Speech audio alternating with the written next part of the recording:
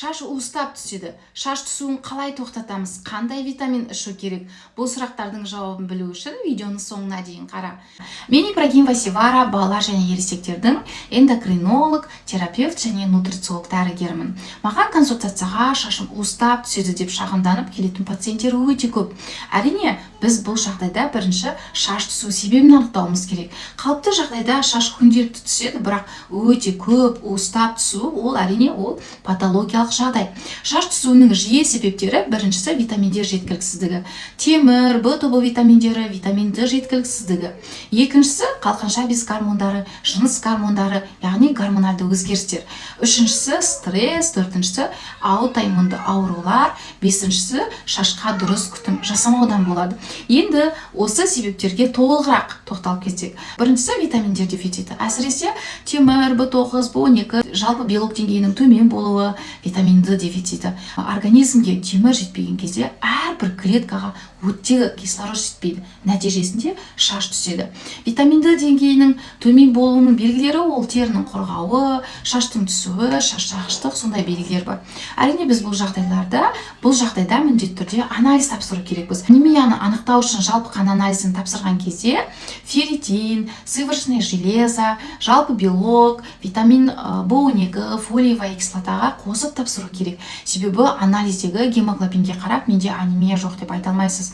Және бұл жерде анемияны нәтижелі емдеу үшін белок дефицитін толтыру керек, В тобы витаминдер дефицитін толтыру керек. Себебі темірдің сіңуі үшін бізге В тобы витаминдері өте қажет. Нормада ферритиннің деңгейі 50-ден жоғары болу керек. Егер ол 50-ден төмен болса, бірақ гемоглобин норма болса, ол жасырын түрдегі анемияның бар екендігін көрсетеді. Және витамин Д деңгейі 70 пен 100-ның арасында болу керек. Көп адамдарда, әсіресе осы консультацияға келіп жатқан пациенттерде көбінде байқайтыным витамин Д деңгейі 5, 10, 30-ға дейін. Өте сирек кездеседі витамин Д деңгейі 50-ден жоғары пациенттер. Сондықтан анализ тапсырып, витамин Д деңгейін толтыру керек. Екіншісі гормоналды өзгерістер. Қалқанша без гормондары, жыныс гормондары. Практикада қалқанша без қызметі төмендеуі, яғни гипотиреоздан шаштың түсуі жиі кездеседі.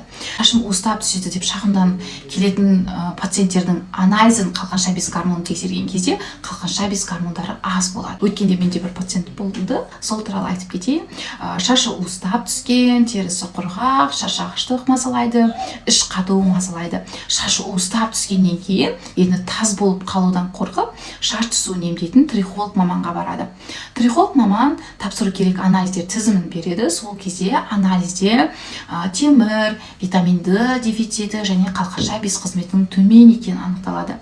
Ол трихолог маманы мені бір ғана гормонмен емдемейді, жалпы организммен жұмыс жасайтын дәрігер деп, ол кісіні маған консультацияға жібереді. Консультацияға келген кезде анализін қараса, қалқанша без қызметін көрсететін ТТГ гормоны 82-ге дейін жоғарылаған. Яғни ол нормада 4-ке дейін болу керек, ал бұл кісіде 20 есе жоғарылағанда. Бұл жағдайда мен бұл науқастың шағымы, жалпы жағдайы, дефициттеріне, қалқанша без қызметінің төмендеуіне, іштің қатуына, жалпы организмге ем берді. 2 айдан кейін пациент консультацияға қайтадан келді.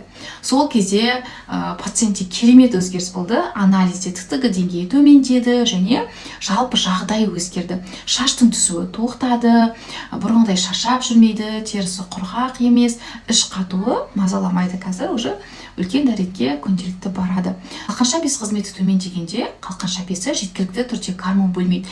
Әрбір клеткаға гормон жетпейді, энергия жетпейді, зат алмасу процесі баяулайды. Нәтижесінде шаш түседі, терінің құрғауы, аз тамақ жесе де артық салмақ мазалайды, дененің ісінуі, диета сақтаса да, фитнеске барса да салмақ кетпейді, терінің құрғауы, іштің қатуы, шаштың уыстап түсуі, қастың түсуі, таңертең ұйқыдан шаршап тұру, энергияның болмауы, есте сақтау қабілетінің төмендеуі, осындай белгілер қалқанша без қызметінің төмен екенін білдіреді.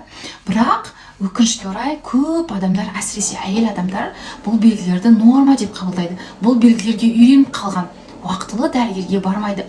Уже ауру өршіген кезде ғана, гормон тағайындайтын кезде ғана дәрігерге барып қаралады. Сонымен қоса бір ғана гормон қабылдайды және гормонды уақытылы қабылдамайды. Нәтижесінде үлкен дозада гормон қабылдауға және гормонға өмір бойы тәуелді болып қалады. Сондықтан міндетті түрде осындай белгілер болса уақытылы эндокринолог дәрігерге бару керек. Сіз дефициттерді толтыру керексіз, уақытылы ұйықтау керексіз, артық салмақ болса сонымен қоса дұрыс тамақтануды қолға алу керексіз. Солай сіз гипотиреозды нәтижелі емдей аласыз. Себебі өте көп пациенттер бар, гипотиреозбен ауырады, яғни қалқанша без қызметі төмендеген, бір ғана гормон қабылдайды, бірақ сонда да энергиясы жоқ, шашы уыстап түседі, терісі құрғақ, іштің қатуы мазалайды. Әрине біз бұл жағдайда жалпы организммен жұмыс жасау керекпіз. Кейінгісі ол стресс.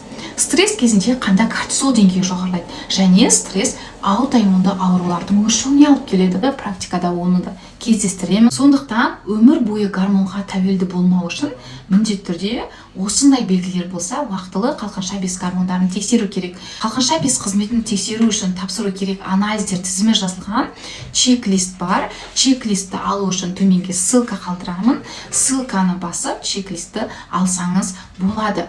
Шаштың түсуі ол организмнің жағдайынан хабар береді. Сондықтан шашыңыз уыстап түссе, витаминдерге, қалқанша без гормондарына анализ тапсырыңыз, дұрыс тамақтаныңыз, уақытылы ұйықтаңыз, стрессті азайтыңыз. Сол кезде стрессті азайтыңыз.